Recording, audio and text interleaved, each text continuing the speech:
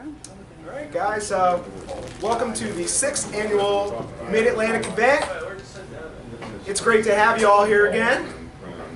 We had this thing about people sitting too spread out in the big rooms we used to have, so we fixed that problem this year.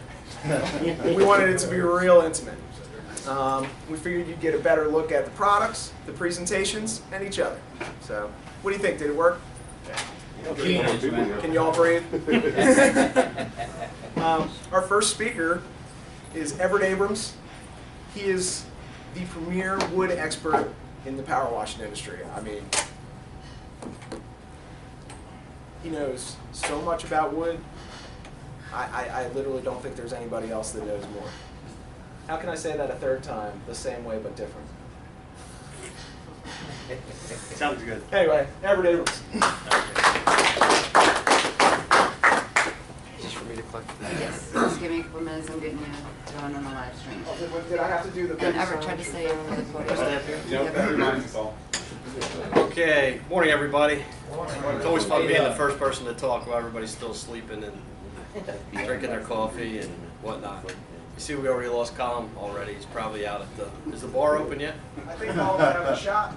If y'all want to join him, we take 5 on Yeah, he's icing the bar now and helping.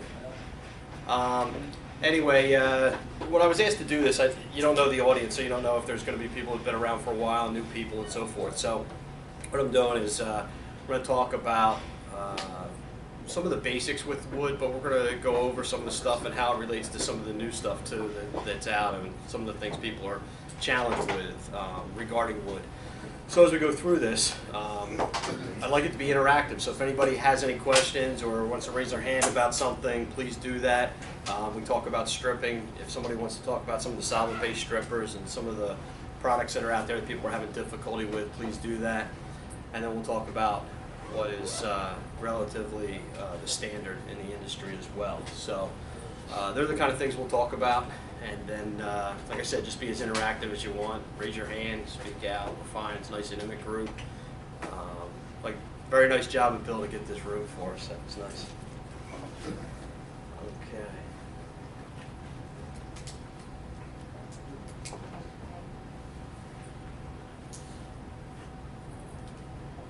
How many people in here, just by raising hands, do decks and wood?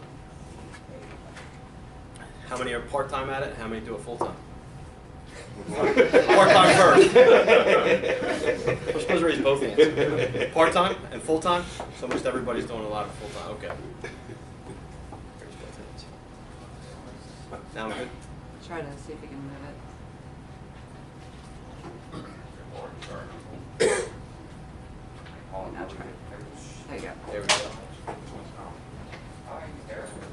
go. Okay. The reason we're doing I like walking around. It's tough to get used to that. Anyway, the reason we're doing this is to be profitable. So one of the challenges most people run into is, and the reason they get out of it is they're not profitable doing wood. The idea is to be profitable. There's a lot of things that go into cost when we're doing decks, homes, wood siding, anything wood. One of the things I learned from Ron Musgraves a long time ago, one of our first conversations we had many years ago, was how to figure out your expenses in a job. And I would just say that most people, when they get into the wood, they're thinking of the stripper, the time, cost, and so forth and so on. But the other things you have to really take into account is where you're going to make your money, and they're the pitfalls. So what happened was Ron told me, take a stopwatch, and when you start a job from a phone call, start counting your time and everything that goes into that job, and you can figure out how much time you're really putting into the job and what's going into that job. So I started figuring out a lot of stuff that was going wrong with me right off of the bat. I wasn't figuring the time into it that I really thought I should. I might have been sanding for 2 hours and thinking, wow, I'm only doing this for an hour. I'm only adding an hour's worth of time and so forth. So the idea is to be profitable. And hopefully what we talk about will get you there. So this is a module that we start with when I'm teaching the class.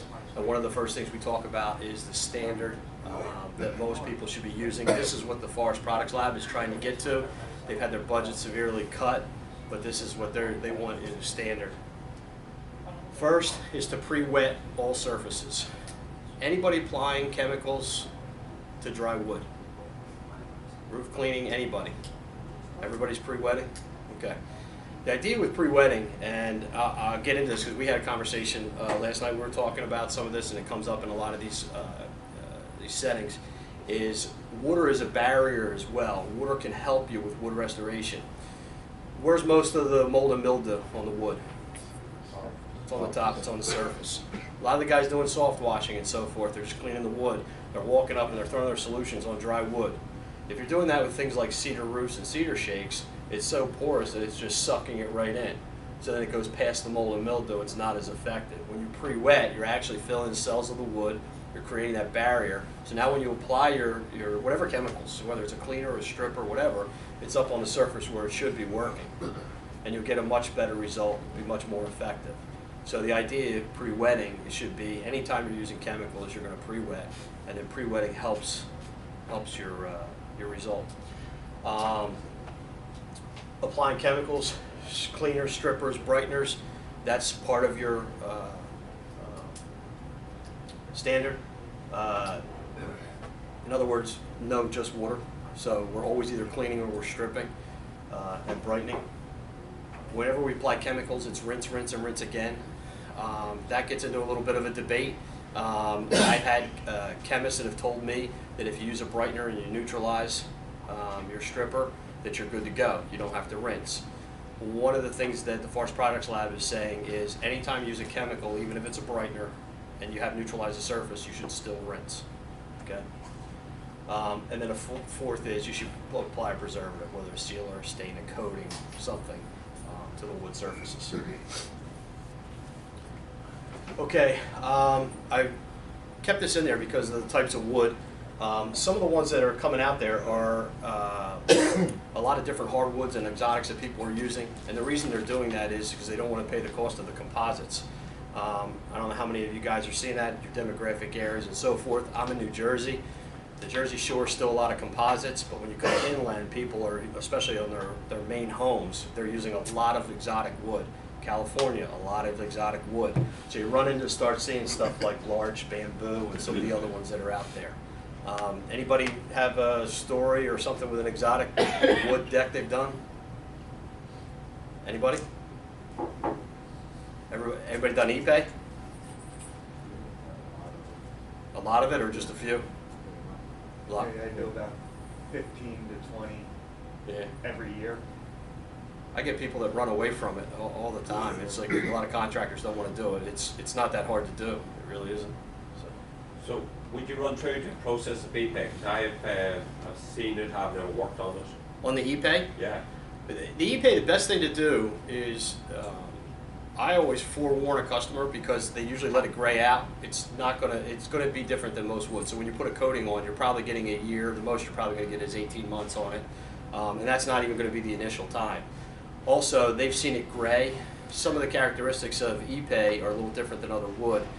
ePay can have a green, orange, different flecks in the wood that you won't see when it's gray, but when you clean it, you do. So then when you clean it, you brighten it, it looks beautiful, you put a sealer on it, then the people see these flecks, and they're like, well, what is that? Is it something in the sealer? Is it something you did? So you forewarn them it's a natural characteristic. It usually comes out and enhanced with a sealer. The other thing too with ePay is, in a lot of the hardwoods, there's 3 shades to the wood. You have a light, a medium, and a dark. And what happens is they may not remember, they just see it gray again. They may not remember in the beginning. But if a good deck builder is out there, he will stagger the different tones of the wood. However, you come out there, you clean it, you seal it, next thing you know, you got a stretch where they're all dark, and then you've got light, and it's because the deck builder didn't, especially when they get to corners where they're smaller pieces, they don't stagger them. So the idea with ePay is you really want to sell everything in front and prepare the customer ahead of time, and then you'll be successful with it. Most people that don't like doing ePay is because they run into these problems after the fact. So. Same process, same cleaning, same everything else. Everything else is the same. Like I said, on the other end of it, because the wood is dense on any hardwoods, it won't penetrate as well. So you're letting them know that it's more like a yearly maintenance. I don't know how most of you guys are doing wood. I'll get in. I jump ahead, so as things come up, so I'll jump ahead. But for me, I'm selling the next job. When I leave this job, I give the estimate. I have the estimate for the following work that's going to be done, the maintenance, and when it should be done. So on an e-pay job, I would sell it as a yearly maintenance. 12 months, okay. Exactly, and then it's a discounted maintenance price. If they Yeah. go past that, they go back to the original price. Real quick. So you're saying with your estimate, like I do the whole, I kind of give it at the bottom of my estimate, the what it's going to cost for the maintenance. So you're saying leave a separate? No, I leave it with that. I leave Okay. that. I leave Okay. that maintenance and what it'll be, whether it's a year, 2 years, 3 years, and it depends on what coating I'm putting on and so forth. Okay. So, and then I also let people know too, ahead of time, what that maintenance is going to be involved. If they're on the sunny side of the house, it may be less. I don't give anybody, when you guys are giving estimates, hopefully you guys don't put an exact time, because you'll put like, hey, it's going to be 2 years, and then they call you back in 20 months and say, hey, it didn't hold up, you know. So you usually should put a range, 2 years plus or minus, 2 to 3 years, whatever you're, but always give yourself a window. But within that window, I give them that price. And then, but our big thing is we're giving them a discounted price. One, we're keeping the competitors out. Two, they won't shop us if they like us anyway. And then we upsell all the time anyway. So when we go out, we're still bumping up that maintenance price anyway. So whether it's changing boards, routing, adding post caps, all that kind of stuff. We make more in the add-ons than we do with the maintenance.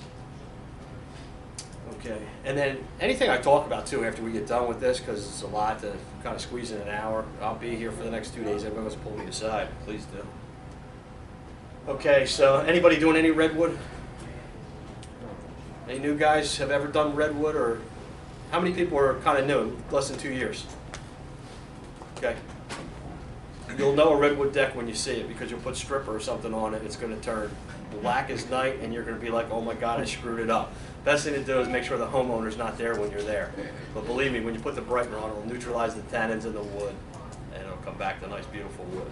But there's not a lot of redwood out there. But it's funny because the new guys always do that. Or if I ever do a class or something like this, I always give people my card, my phone number, and the call. I always get that frantic call. It's like, yo, I'm on this deck, and it's black. And the homeowner thinks I screwed up. I think I did too. That's usually what it is. It's a redwood deck. All right. Most of the hardwoods are mahogany and e-pay, but like I said, there's a lot of other ones that are coming out. And a lot of that wood is, the people put a lot of money into it. I wouldn't like to address what you had said earlier. Don't be afraid because somebody spent, $30,000 on a deck that it's going to change what you're going to do with the wood. You're still either going to clean it, you're going to strip it, you're going to seal it. You're still going to be doing the same things. Okay, the weathering process. Most people know it's the sun and the weather, or what's graying our wood, giving us a reason to come back and so forth. Pretty basic stuff for a lot of people that have been around. The newer people, what you're doing with the weathering process when you're explaining to a customer is that this is where you're telling them that, hey, because of the weather, because of all these items that are going on, that's the reason you're coming back in your maintenance plan. So why you're coming back in a year or in 2 years. Hey, good morning. Okay, equipment, and good reason for Russ to be here. Anybody who needs, is just doing, how many people are using hot water pressure washers and doing wood restoration? 2 people, okay. And then cold water pressure washers? Okay. Obviously with wood you're only using cold water. Hot water raises the grain. You're not using the burner or whatever. So you guys with your machines and what you're spec'd out at, you're probably good for running surface cleaners. A lot of people that are getting new into the business, they buy a cold water machine and they use something that doesn't have enough gallons per minute to carry a surface cleaner. If you're doing wood restoration, one of the things you really want to be able to do is use a surface cleaner. That's one of your best add-ons, and it just kind of adds a nice touch to it. You go out there and you redo somebody's deck, make it look beautiful. The pool concrete looks terrible, the walkway looks terrible, the walkway around to the house to the deck looks terrible. Real easy add-on is a surface cleaner. While I'm thinking about that, anybody work with decks with mulch and everything, right? You have mulch around the decks? How many of you guys carry rakes in your vans? Rake? Break it up. You get done, everybody, they trample through the mulch and through the gardening and so forth, the landscape, and they get done the deck, it looks beautiful, and then they don't think about just that nice touch. So when the homeowner looks at it now, they say, wow, everything looks great, it's just a nice touch. Then when they see that the footprints are all through, a rag left, something, you know, whatever, the landscape doesn't look that great, guess what the next thing they do now is? They start looking at the work you did a little closer too, and they find all the different little faults that they can come up with. So it just puts a nice touch on it and so forth. So, nice tip.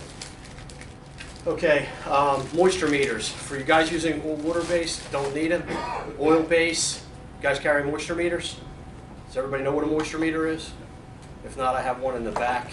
You stop and take a look at it. I would just recommend it. You always use a moisture meter. If you're using a moisture meter, don't take it from one spot on the deck. Make sure you take it 5-6 different places, especially in the spring and the fall, because it can be a big difference. When it gets real hot, the sprinklers are going too. You can come out and the deck looks completely dry, and then you find out out on the house it's wet. Make sure you carry your moisture meters. We talked about Ipe and some of the hardwoods. When you're trying to get 15% or less moisture for a lot of your woods, that's going to be different with the hardwoods. Ipe, it's hard to get below 20% a lot of times. So that would be different. But that's not something the customer needs to know. That's just something for you to need to know. You won't have the same readings that you do on softwoods. They do make moisture meters, though, very expensive, you can actually address softwoods and hardwoods and so forth. But carry a moisture meter. Everybody take pictures of all their work? What are the 2 reasons we take pictures? CYA. There you go, you got them both. Cover your butts and marketing.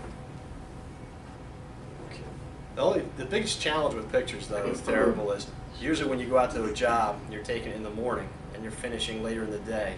So the shadows make a big difference in your before and after pictures if you use them for marketing. Okay, some of the supplies. I still keep talking about this one a lot because a lot of the old school guys still use them. But people talk about raising and lowering their pressures. Anybody use a dual lance wand with wood? There you go. It's a great tool. It's easy. You can just adjust the pressure while you're doing it. You don't have to change the tips and so forth like you do especially when you're using a higher gallon per minute machine where we're changing white tips. A dual lance wand is kind of an old school thing, but it still works, and it's just a matter of getting used to it. Safety gear. Everybody use generators? Their equipment, sanders and everything? Does anybody not use generators and use the electric on people's homes? Sometimes it is available. It's just a smart idea to have a generator if you're doing this, because you're going to throw somebody's electric off. It'd be a really sad thing if they were on vacation and they came home and all their meat and everything in the refrigerator went bad, and then they were pissed off at you because the breaker went off and you couldn't get a hold of anybody. Right. It's funny how specific I can make that story sound. Anyway, I only had to learn that lesson one time. So you have a generator. It's a nice touch. It looks professional. You're not using their electric. You don't have to worry about flipping a breaker. You don't have any of those issues. And it's funny because I look on Facebook all the time and the bulletin boards and so forth, and there's always comments about they threw electric. Somebody blames somebody about the electric not working something. So it's kind of just takes that out of the equation. Okay, we start the process. I don't know if anybody does a splash test. For the guys that are new, this is definitely something you definitely want to do test patches and have a kit so you know when you're coming out to do the job. One of the things that's a pet peeve of mine, and I look at the stuff and I'll never comment, is when somebody puts or asks for help and they say, hey, I got this job and I already bid it and I got the job, now how do I do it? Because really, if you don't know how to do it and what's involved in it, how did you bid the job anyway? So if you got the job, you only got it because you were the lowest price. So now you're going to have all kinds of headaches anyway. One of the ways to alleviate a lot of the headaches is to have a test kit and do test patches. First thing would be is, what are we going to do when we go to the wood? Are we going to clean it or are we going to strip it? Now this will address something that comes up with mill glaze as well. I get into that. People debate whether there's such a thing as mill glaze or not. Mill glaze is where you have new wood and nothing's penetrating the wood, and they say that it's because of dull blades at the sawmill or any of the other stories that are out there. The bottom line is, it doesn't matter whether it's mill glaze or a stain or anything, sealer, anything that's on the wood. If you do a splash test, if the water beads up, you need to put a stripper on it and brighten it. If water soaks in, you only need to clean it. So that's really what you're looking at. Now it's important to know that, especially for some of the people that have been in it for a couple of years or less, is to do the splash test, even if you see gray wood.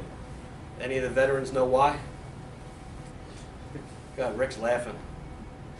Thompson's is the big one, but there are sealers and stains out there that will gray before a couple of years are up. You'll think there's nothing much to it, and then you go out and you think, hey, it's just a quick cleaning job. You go to throw the water on, it's beating up all over the place, and then you have to have a stripper. If you don't have a stripper on your vehicle, then that messes up your whole day as well. So always do a splash test until you get familiar. One of the things I always ask we do, there's a couple of things we do to get as much information as possible. When we take the initial call for an estimate, we have a bunch of questions that are asked. So we're finding out if they know the product, what was used, last, that kind of thing. If they don't, they say, hey, we have a can, we just ask them to put on the deck if they're not going to be there for the estimate. If they're there, we always ask what was the last product used. So we're trying to get as much information as possible. So if they say Thompson's, you kind of know that. But if you don't, do the splash test. Then you do a test patch. And what you're trying to do here is, if you have a couple things on your in your test patch and your test kit, would be a stripper, your alcohol wipes, to find out whether you're dealing with a water base or an oil base. Now, there's a couple ways to do that. Sodium hydroxide or a regular stripper that most people use, if you just put a little bit on, you're going to know whether or not that's going to come up as you're doing the estimate. So you'll know that it's an oil base. If you're not sure, you can use an alcohol wipe. If you wipe that on a water base, you'll get a little stain that'll come off on the alcohol wipe. Now, one thing is, if you use the alcohol wipe and nothing comes off, then you know it's an oil base. So you do it that way as well. Some people use a test kit also to sell. And what they do is they'll do a test patch somewhere so that the homeowner can know what the wood's going to look like when they're done. So you would want to put a brightener in your test patch too, because if you put a stripper on, just put a little brightener, it'll wow them. And actually, after you leave from doing the estimate, they'll look at it, an hour, 2 hours, 3 hours later, and just see that spot, and they'll be like, wow. And they'll get that person to do it. Now, I know people that have done it in the middle of the deck. I don't recommend that. You're kind of forcing the people, hey, okay, I got to get it done now. But do it on the side or an inconspicuous area. That will also help you with so much by doing a test kit. It takes out a lot of your guesswork. It makes it a lot easier to give a much more informative estimate as well. It's hard to see this flow chart. I have it in manuals that I have, but basically, if you don't have this, you should kind of make something, especially if you're new, just an idea. But you're doing your splash test, you find out whether or not it has a stain or not, whether or not you're going to be cleaning or stripping, and then you flow through from oil, water base, and so forth. But that's kind of the idea of it. I also have this PowerPoint, so anybody who wants to get this, all they have to do is just give me your email address, and I can also send this to you as well after this. But this is a great thing to have. Okay, the splash test tells us whether we're stripping or cleaning. I work on a 90-10 rule. I'm not trying to get 100% off. I actually sell that when I'm talking to the customer. The people that do 100%, they're putting too much pressure. They're doing everything they can to get 100% off. I'm going 90%. What I'm trying to do is the places like where the mat was and that kind of stuff, I'm not going to ruin your wood. I'm going to come back. I'm going to lightly sand that stuff up for you. So I'm selling a 90-10 rule. Also, I'm also setting the expectation that if I can't get it all off, and there is a little residual, I've set that expectation. When you say 100%, they're expecting 100%. Okay.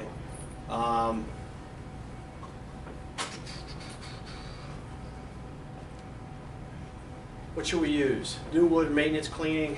The cleaners you're going to run into mostly are bicarbonate bleaches or sodium hypochlorite bleach. Not a debate on which one. Don't use chlorine. That's all right now. They're just mostly the cleaners. Stripping, get into either solvent-based or caustic strippers.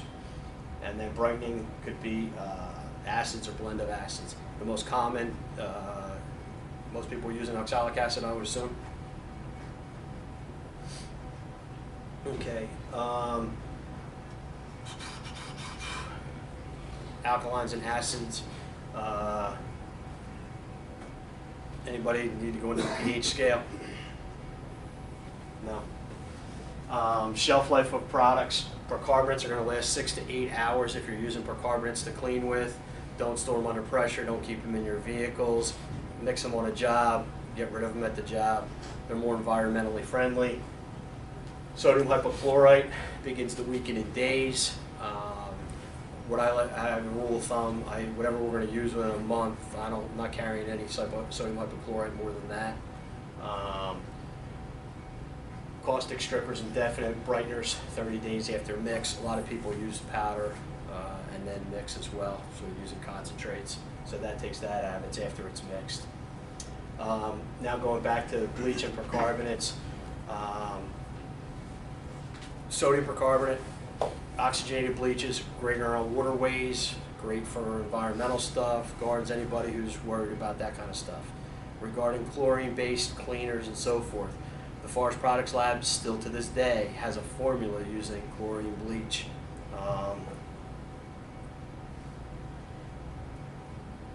With soap. So I'm going to go back to the other slides, but it's more using chlorine, chlorinated bleach responsibly and not irresponsibly with some of the high concentrations we see. I'm sure the people who've been around here, you can talk in the room or look around, we've all seen jobs where too much bleach has been put on wood. You can do a couple things by using too much chemicals. One, you can give it a discoloration, but two, you can also burn wood, and that's with strippers, bleach, and so forth. High concentrations left on wood and so forth. So there's a misuse of it. So just by show of hands, is there anybody in here who does not use chlorine bleach and markets it that way to the customers? Nobody? Usually I get somebody that does that. I don't use bleach on wood. What's that? I said I don't use bleach on wood. I use percarb. Okay, and why don't you use chlorine bleach? Just don't like I don't like the results from it. Okay. I just want to bring this up to you, a couple things. My comments about chlorine bleach. Again, it's the most misused chemical because it's used more than any other chemical. If it's used responsibly, it can be effective. If I told you right now, sodium hydroxide is a stripper that we use often in wood restoration. If I told you to swallow sodium hydroxide, you wouldn't do it, right? But you're going to go brush your teeth, and you're probably going to use toothpaste, right? Mm-hmm. Sodium hydroxide is in a lot of toothpaste. Mm-hmm. Okay, so it's really just how you use it and how and being responsible. The idea is, will chlorine hurt wood? Chlorine can, because chlorine is used in the process of making paper. What it does, it destroys the lignin. When you take the lignin, it leaves out the pulp, and they use that in the process of making paper. That's where it comes out that chlorine is bad for wood. So it's just a matter of whether or not it's a tool in your toolbox, and it's more being responsible.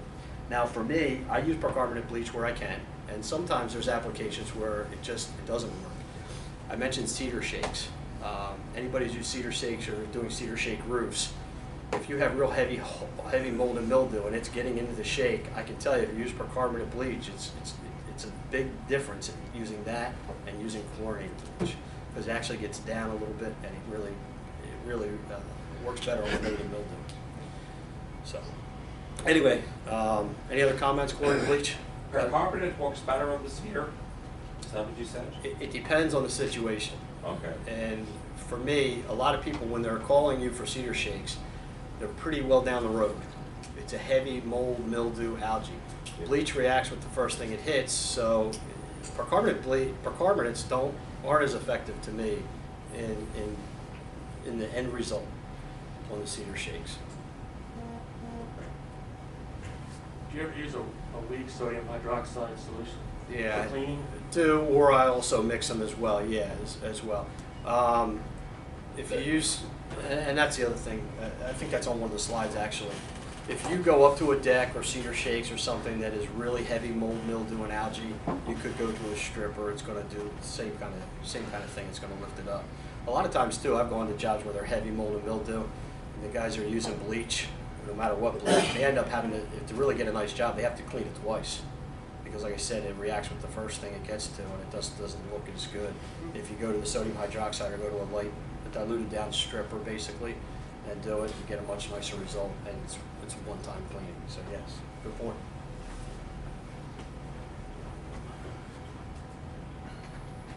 Okay.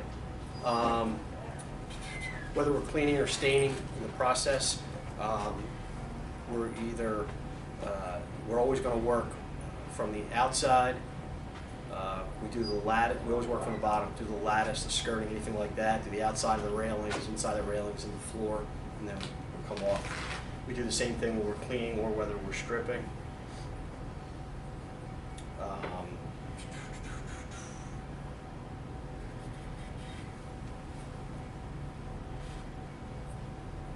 Does anybody? I gotta change this. Anybody know that the kills mold and mildew? You can't use that term anymore. Did you know that? With chlorine and bleach, it's not. Doesn't say you can't use it on any of the cleaners and that kind of stuff about killing mold and mildew. But these are all the things we just talked about. Has anybody been on the Forest Products Lab site? Going back to that slide.